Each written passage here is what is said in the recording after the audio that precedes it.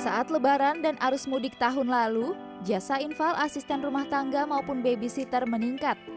Tahun ini beberapa keluarga memilih tidak menggunakan jasa infal asisten rumah tangga. Liana, seorang ibu dengan satu anak mengatakan tahun lalu dirinya memang menggunakan jasa infal ketika Lebaran karena babysitternya mudik dan ia harus mencari pengganti. Namun di tahun ini Lia memutuskan untuk tidak menggunakan tenaga infal. Hal ini didasarkan pada beberapa alasan, mulai dari berhemat, meminimalisir adanya orang baru di rumah ketika pandemi COVID-19, dan babysitternya tidak mudik. Untuk tahun ini babysitter saya tetap di Jakarta karena yang pertama itu tidak boleh mudik kan sama pemerintah, lalu juga saya khawatir kalau misalkan dia mudik nanti ketika dia balik ke Jakarta membawa virus kayak gitu. Kalau pakai tenaga infal yang baru itu ada dua poin sih yang saya ragukan. Yang pertama itu takutnya kita kan nggak tahu ya dia bersih atau enggak dari virus COVID-19 ini. Lalu yang kedua pun masalah keuangan karena kan lagi pandemi, kita usaha juga lagi sepi ya.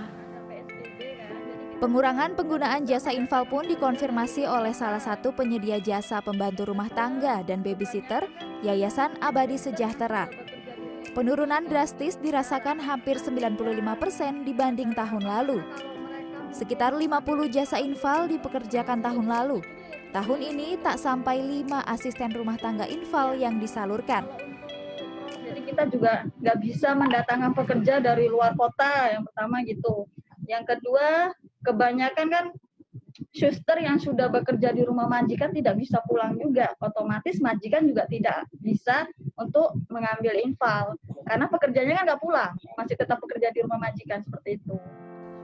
Padahal yayasan sudah menyiapkan protokol kesehatan untuk para calon tenaga infal, termasuk karantina 14 hari.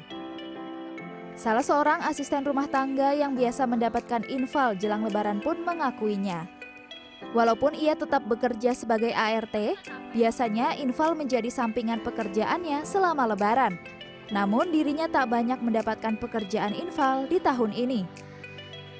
Kalau sekarang sejak corona ini nggak rame gitu, ya semangat lah walaupun situasi kayak gini. Sebagai asisten rumah tangga, Lina berharap pandemi COVID-19 segera berakhir. Sandra Insanasari, Septiadi Pradana, Jakarta.